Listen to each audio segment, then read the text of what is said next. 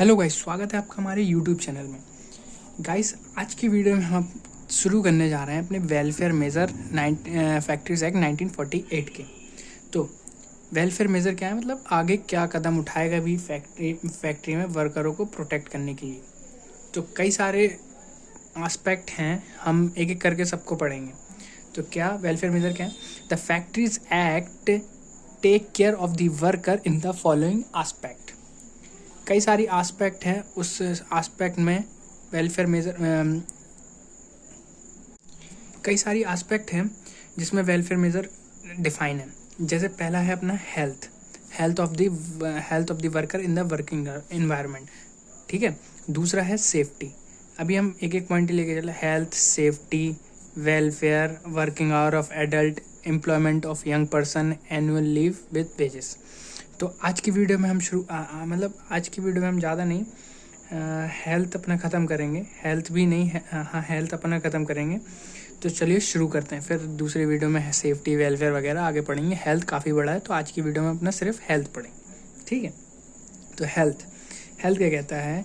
Chapter 3 of the act deal with the measure to be taken considering the health aspect of the worker. The following are to be take care of the occupier of the factory. हाँ, अब मैं आपको बताऊं, health में भी कई सारे point हैं। जैसे पहला cleanness, disposal of waste, ventilation, इनको हमें डीपली पढ़ना है, ठीक है ना। तो हेल्थ में कई सारे एस्पेक्ट हैं जिनको हमें डीपली पढ़ना है। तो पहला एस्पेक्ट क्या है? क्लीननेस, ठीक है। तो क्लीननेस क्या बताता है? तो गाइस, जो इसमें क्लीननेस के हमारे स्टडी मेट में क्लीननेस दे रखा है वो काफ़ी हार्ड लैंग्वेज में दे रखा है। तो मैंने जो अपने नोट्स बनाया है अपन उनसे पढ़ते हैं।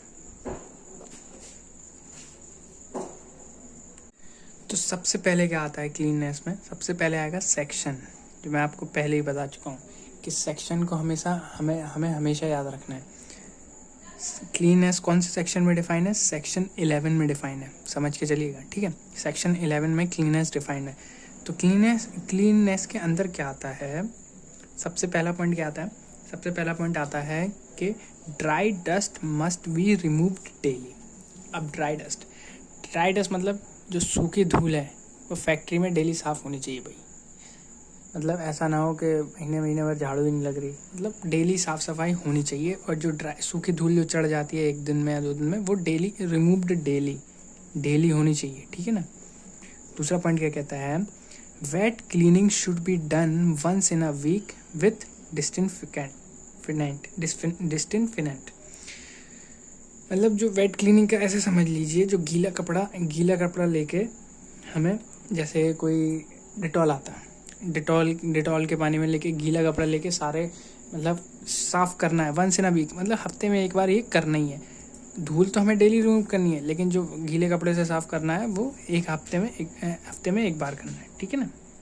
अब थर्ड पॉइंट क्या कहता है? थर्ड पॉइंट कहता है वाइट वॉश और colour wash should be done once in 14 month. Whitewash और कलर वॉश मतलब पेंट वगैरह हमारी फैक्ट्री में जैसे मशीनों में जंग वंग लग जाए तो हर 14 महीने में वाइट वॉश और कलर वॉश करना ही है भाई साहब। ये हमारा फैक्ट्रीज एक्ट में हेल्थ में क्लीननेस के सेक्शन 11 में ये बताया गया है, ये बातें बताई गई हैं, ये एक्ट में लिखी हैं, मैं अपने मन से नहीं बता रहा हूँ, ठीक है ना। और फोर्थ पॉइंट क्या कहता है? Varnishing must be done once in every 5 year. ये 5 year, once in every 5 year. Varnishing must be done once in every 5 year, ठीक है ना। वार्निशिंग क्या होती है? जो हम लकड़ी वगैरह, जैसे हमारे स्टूल वगैरह है फैक्ट्रीज़ में, कुर्सियाँ वगैरह हैं लकड़ी की, तो उनमें वार्निशिंग होना हर 5 साल में ज़रूरी है। मतलब ये एक पेंट आता है जो लकड़ियों पे किया जाता है, वार्निशिंग, ठीक है ना। वो पेंट हर 5 साल में एक बार होना ही चाहिए, ठीक है ना, ये कहता है। और अगला पॉइंट क्या कहता है? If paint is washable, washing must be done once in 6 month. अगर भैया आपका पेंट जो है वो 6 महीने में ही छूट जाता है, मतलब वॉशेबल है, तो washing must be done once in 6 month. तो हर 6 महीने में वॉशिंग होनी चाहिए, ठीक है ना, समझ आ रहा है ना, अगर वॉशेबल है आपका पेंट, ठीक है। अब अगला जो 6 पॉइंट क्या कहता है? Date of cleaning and painting must be recorded in a separate register. Last point है ये, यही कहता है। लास्ट पॉइंट है ये कहता है, ठीक है, date of cleaning and painting must be recorded in a separate register. मतलब जो हम डेट क्लीन साफ़ सफाई कर रहे हैं, पेंट कर रहे हैं, उनका एक रिकॉर्ड होना चाहिए जिससे हमें आगे चल के पता लग सके कि भाई हमने कब किया था और आगे हमें कब करना है। जैसे इसमें पहले में है कि ये डेली करना है, इसमें तो कोई दिक्कत नहीं, ये तो डेली होगा, ठीक है। ये dry dust must be remove daily और wet cleaning once in a week ये रिकॉर्ड करना पड़ेगा। ये 14 मंथ वाला रिकॉर्ड करना पड़ेगा। और वार्निशिंग हर 5 साल में होगी, ये भी रिकॉर्ड करना पड़ेगा। अगर पेंट वॉशेबल है तो हर 6 महीने में वॉशिंग होनी चाहिए, ठीक है। तो इसके लिए हमें एक सेपरेट रजिस्टर बनाना पड़ेगा जिससे हम रिकॉर्ड कर सकें। और ये देखिए मैंने ये लिख भी रखा है, ड्राई डस्ट का मतलब सूखी धूल और डिसइंफेक्टेंट मतलब डेटॉल जो कीटाणु वगैरह मारे, और वार्निशिंग का मतलब liquid form paint to wood जो लकड़ी में पेंट किया जाता है। और वेट क्लीनिंग का मतलब होता है गीले कपड़े से साफ सफाई करना, ठीक है ना। तो ये हमारा क्लीननेस यहाँ ख़त्म होता है, क्लीननेस यहाँ ख़त्म होता है। अब हम अगला पॉइंट पढ़ते हैं। अगला पॉइंट क्या है? अगला पॉइंट है हमारा disposal of waste and effluent, ठीक है। इसका सेक्शन कौन सा है? इसका है सेक्शन 12। तो जो वेस्ट है हमारा उसको डिस्पोज, जो वेस्ट और एफिलेंट है वो उसको डिस्पोज कैसे किया जाए तो वो देखा जाएगा। तो पहला पॉइंट क्या कहता है? Effective arrangement shall be made in every factory for the treatment of waste and effluent due to manufacturing process और कैरिड इन देयर। तो भैया पहला पॉइंट ये कहता है कि एक तगड़ा वाला अच्छा वाला मैनेजमेंट होना चाहिए हर फैक्ट्री में जो ट्रीटमेंट करे जो वेस्ट और एफिलेंट निकल रहा है मैन्युफैक्चरिंग प्रोसेस में, ठीक है ना। तो मतलब जो हमारा मैन्युफैक्चरिंग प्रोसेस है, अब जैसे मान लीजिए जूते बनते हैं, जूते का सोल बनता है, तो उसका जो कचरा वगैरह निकलता है वो वैसे तो वो मैन्युफैक्चरिंग प्रोसेस ही है, लेकिन जो कचरा वगैरह निकलता है उसका एक इंतजाम होना चाहिए। ये नहीं कि वहीं कचरा निकल रहा है वहाँ एक तरफ हम लगाते जा रहे हैं, मतलब उसका एक इंतजाम होना चाहिए कि भाई हम इसको कहाँ रखना है, कहाँ फेंकना है, ऐसे करके। तो एक अफेक्टिव अरेंजमेंट होना चाहिए हर फैक्ट्री में जिसका जो ट्रीटमेंट करे वेस्ट और एफिलेंट का जो भी मैन्युफैक्चरिंग प्रोसेस से निकल रहा है, ठीक है ना। तो अगला पॉइंट क्या कहता है कि अगर अरेंजमेंट नहीं है हमारे पास, जो वेस्ट निकल रहा है उसका जो वेस्ट निकल रहा है मैन्युफैक्चरिंग प्रोसेस से उसका ट्रीटमेंट करने का कोई और तरीका नहीं है, तो सीधी भाई उसे डिस्पोज ऑफ कर दो, उसे जला दो, कुछ भी कर दो, डिस्पोज ऑफ कर दो। मतलब इकट्ठा ना करो यार, समझ रहे हैं, इकट्ठा ना करो। जो वेस्ट एफिलेंट है वो देखिए 2 प्रकार से होता है, एक बिफोर प्रोसेसिंग निकलता है, एक आफ्टर प्रोसेसिंग, ठीक है ना। तो बिफोर प्रोसेसिंग मतलब जैसे माल आया वो पन्नी में लिपट के आया तो वो पन्नी हमने हटा दी, पन्नी थोड़ी हमारे मैन्युफैक्चरिंग में यूज़ होगी। और आफ्टर प्रोसेसिंग मतलब जब हमारा माल वाल तैयार हो गया उसके बाद जो कचरा वगैरह बचा वो, तो मतलब दोनों ही एक तरीके से हमें डिस्पोज ऑफ कर देना चाहिए अगर हमारे पास कोई अच्छा ट्रीटमेंट नहीं है, ठीक है ना, कोई अरेंजमेंट नहीं है। और थर्ड पॉइंट क्या है? थर्ड पॉइंट हेल्थ में हमारा जो थर्ड पॉइंट आता है वो आता है वेंटिलेशन एंड टेम्परेचर। और इसका सेक्शन क्या है? इसका सेक्शन है 13। तो भाई ये याद रख लेना, इसका सेक्शन 11 से स्टार्ट हो रहा है, फिर अगर हमने 12 पढ़ा अब है 13 सेक्शन, ठीक है ना। तो वेंटिलेशन एंड टेम्परेचर, तो भैया इसका पहला पॉइंट क्या कहता है? वेंटिलेशन और टेम्परेचर का, आपको लोगों को दिख रहा होगा अच्छी तरह, वेंटिलेशन और टेम्परेचर का पॉइंट क्या कहता है? जूम कर लेते हैं थोड़ा। पहला पॉइंट क्या कहता है? Affective and suitable provision shall be made in every factory for securing and maintaining every work room with adequate ventilation by the circulation of air. भैया अफेक्टिव एंड सुटेबल प्रोविजन होने चाहिए हर फैक्ट्री में, एक अच्छे provision होने चाहिए हर factory में for securing and maintaining every work room. जो हमारे वर्क रूम है, जहाँ हमारे वर्कर लोग काम कर रहे हैं, वहाँ एडिक्वेट वेंटिलेशन होना चाहिए और सर्कुलेशन होना चाहिए फ्रेश एयर का। मतलब घुटन नहीं हो यार वर्कर को काम करना, एक मतलब एक वेंटिलेशन हो, वेंटिलेशन मतलब एक रोशनदान हो जिसमें से रोशनी आ रही हो, फ्रेश एयर आ रही हो। ये नहीं कि बेचारा वो घुटन में काम कर रहा है, ऐसे परेशान हो रहा है। मतलब ऐसे वर्करों को कई हेल्थ प्रॉब्लम भी होती हैं, इसलिए हेल्थ में आए वेंटिलेशन और टेम्परेचर, ठीक है ना। तो ये भी इम्पॉर्टेंट पॉइंट है। तो अगला पॉइंट क्या कहता है? In case the worker involve The work involved the production excessively high temperature. Adequate measures shall be taken to protect the worker by insulating the high temperature. अगर हमारा वर्कर हाई टेम्परेचर में काम कर रहा है तो भाई ये हमारी जिम्मेदारी है, हमें ये स्टेप लेने हैं कि हम वर्कर को प्रोटेक्ट कर सकें जो हाई टेम्परेचर से। कुछ पंखे लगा दें भाई, कूलर लगा दें, मतलब इतना भी नहीं करें लेकिन पंखे कूलर तो कम से कम लगा ही दें, मतलब हाई टेम्परेचर उसे ना लगे, क्योंकि यार वर्कर है यार, है तो इंसान ही, मतलब हमें सबकी सेफ्टी रखनी है। ये फैक्ट्रीज एक्ट का भाई यही है कि बहुत से ओनर लोग नहीं रखते, लेकिन भाई ये रखनी पड़ेगी आपको अगर आपको काम करवाना है, ठीक है ना। ये फैक्ट्रीज एक्ट यही कहता है, ठीक है। अब अगला पॉइंट क्या है, वेंटिलेशन तो शायद हमारा एंड टेम्परेचर इसमें यही खत्म है। अगला देखते हैं। अगला पॉइंट है हमारा dust and fume. Dust and fume क्या, सेक्शन 14 में आता है। ये सेक्शन हमारे लाइन से चल रहे हैं, ध्यान रखिएगा, ठीक है। सेक्शन 14 में आता है डस्ट एंड फ्यूम। डस्ट का मतलब तो आपको मैं पहले बता चुका हूँ, डस्ट का मतलब होता है धूल, और फ्यूम का मतलब क्या होता है, गंध, मतलब जो बदबू वगैरह आती है ना, गंध, फ्यूम उसे कहते हैं। तो पहला पॉइंट डस्ट एंड फ्यूम में क्या है, dust and fume should not be injuries. मतलब जो डस्ट एंड फ्यूम है ये डेली होनी चाहिए भाई, इससे इंजरीज भी हो सकती हैं, ठीक है। और अगला पॉइंट क्या कहता है, dust should be not be accumulated. मतलब भाई जो धूल है वो इकट्ठी नहीं होनी चाहिए, डेली साफ सफाई चलती रहनी चाहिए। समझ में आ रहा है ना। तो अगला पॉइंट क्या कहता है, exhaust appliance should be as near as possible. Exhaust मतलब जो एग्जॉस्ट पंखे नहीं होते हैं जो गर्मी बाहर निकालते हैं, वो पंखे लगे होने चाहिए एज नियर एज पॉसिबल, जितना पास हो सके वर्क रूम के वर्करों के उतना पास, जितने पास हो सके उतना पास लगे होने चाहिए, ठीक है ना। आपको समझ में आ रहा है। हाँ, अगर समझ में नहीं आया तो आप बता सकते हैं मुझे कमेंट करके। अगला पॉइंट क्या कहता है, inhalation of dust must be prevented. मतलब जो सांस लेता है तो भाई वो डस्ट में लेगा तो भाई उसे दिक्कत होगी, तो मतलब वो उसको हमें रोकना है कि जो धूल जो है फैक्ट्री में है उसे इनहेल करने से वर्कर को हमें रोकना है। रोकेंगे हम कैसे, साफ़ सफाई करेंगे, धूल हटाएंगे, डेली डस्ट को दूर करेंगे, तभी रोक पाएंगे। ऐसे थोड़ी रोकेंगे कि भाई तुम सांस ले लो, ऐसे थोड़ी कुछ होता है। तो हमें साफ़ सफाई रखना है, वही सही है। तो अगला पॉइंट कौन सा है, अगला पॉइंट है अपना ओवर क्राउडिंग। ओवर क्राउडिंग आता है सेक्शन 16 में। ये इंपॉर्टेंट मैंने लगा रखा है, इंपॉर्टेंट है, कभी पूछ लिया जाता है। तो ओवर क्राउडिंग में क्या है, तो section 16 provide that no room in factory shall be over crowded to an extent injuries to the health of the worker employed.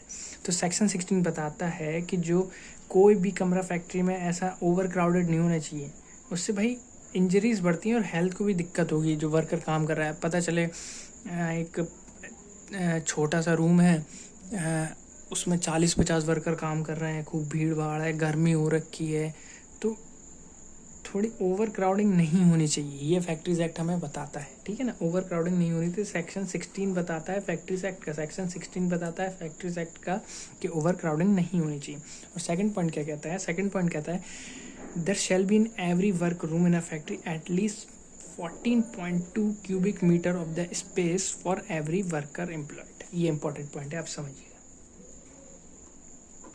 कैसे, कि जो वर्क रूम है फैक्ट्री में उसमें हर वर्कर के बीच 14.2 क्यूबिक मीटर का डिस्टेंस होना चाहिए भाई।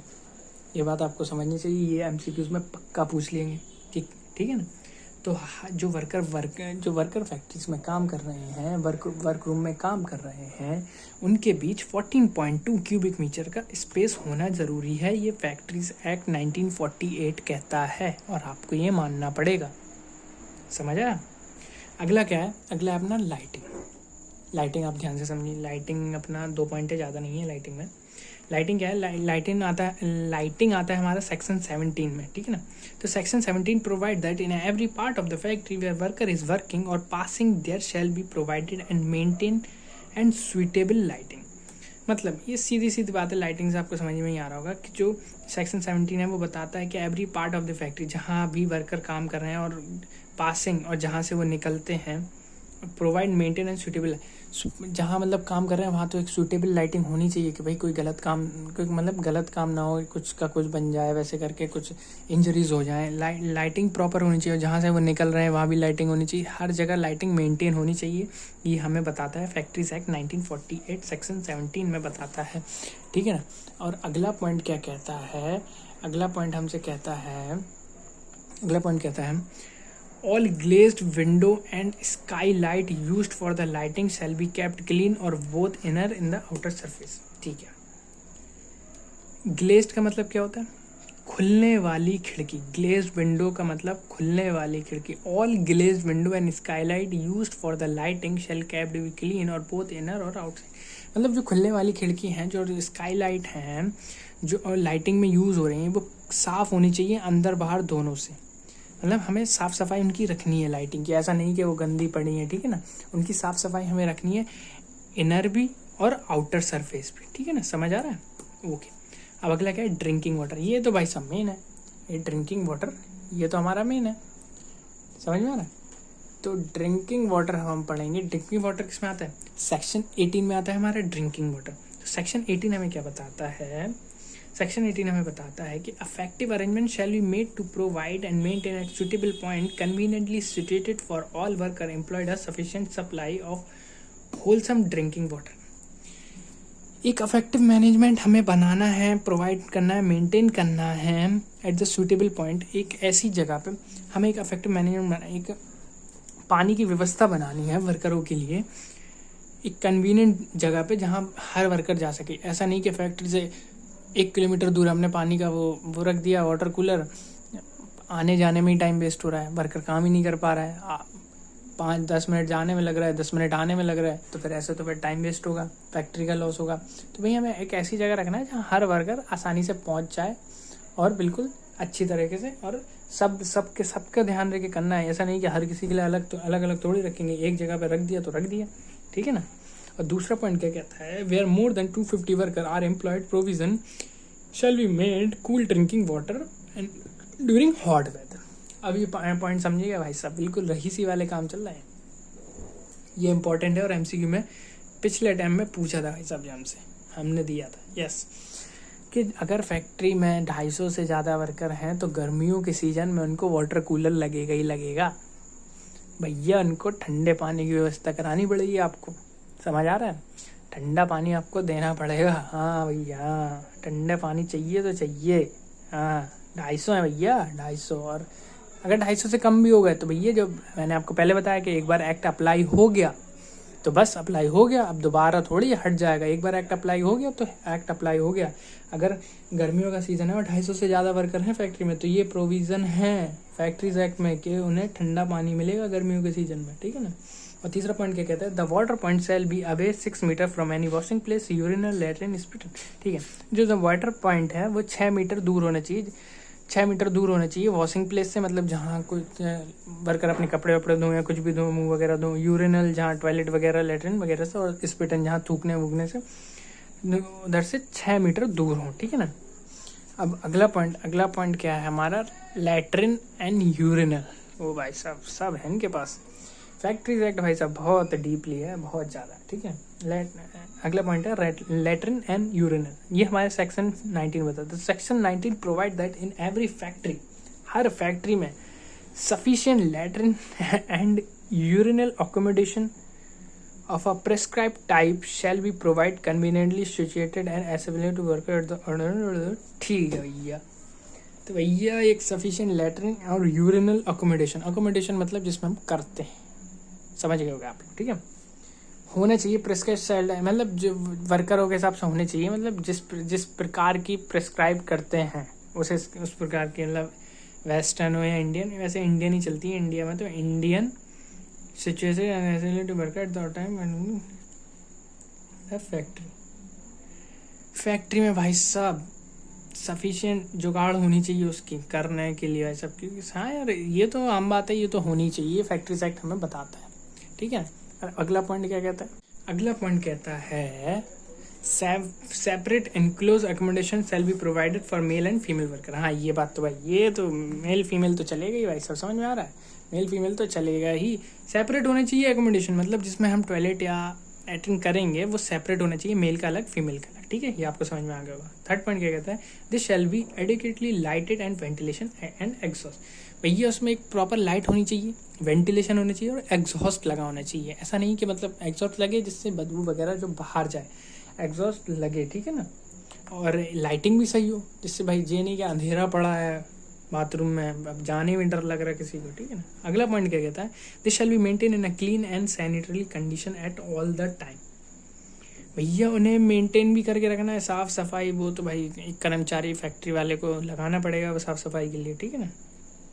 अगला पॉइंट क्या कहता है, sweeper shall be employed to keep clean latrine. हाँ भैया एक स्वीपर लगाना पड़ेगा आपको, फैक्ट्री से ये कहता है स्वीपर, जो झाड़ू वगैरह मारते हैं स्वीपर लगाना पड़ेगा, क्योंकि भाई वो जो लेटरिन यूरिनल प्लेस है और वॉशिंग प्लेस उनको साफ़ करने के लिए, ठीक है ना, लगाना पड़ेगा भाई। समझ में आ रहा है, फैक्ट्रीज एक्ट है, आपको करना पड़ेगा जैसा उन्होंने कह दिया। समझ में आ रहा है भाई साहब, करना पड़ेगा तो करना ही पड़ेगा।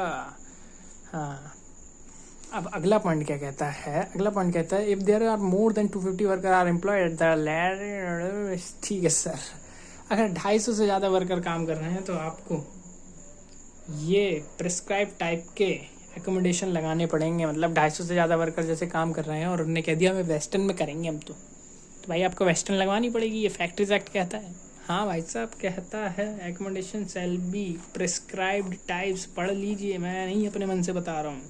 अगर 250 से ज़्यादा वर्कर हैं, ठीक है, समझ में आ रहा है, ओके सर। अगला पॉइंट क्या कहता है, the latrine and urinal shall be washed and clean at least once in 7 days with the suitable distance. ओ भाई साहब क्या बात कर दीजिए, तो डिटॉल से धुलवाएंगे। देखिए हर हफ्ते में एक बार साफ़ सफाई होनी चाहिए, जो यूरिनल प्लेस है उसकी डिसइंफेक्ट से या डिटॉल वगैरह है उससे, या हार्पिक से, या बहुत सी चीज़ें आती हैं। मैं किसी का प्रमोशन नहीं कर रहा हूँ, समझिए, ठीक है ना। तो ये हमारा ख़त्म होता है यूरिनल और लैट्रिन, ठीक है।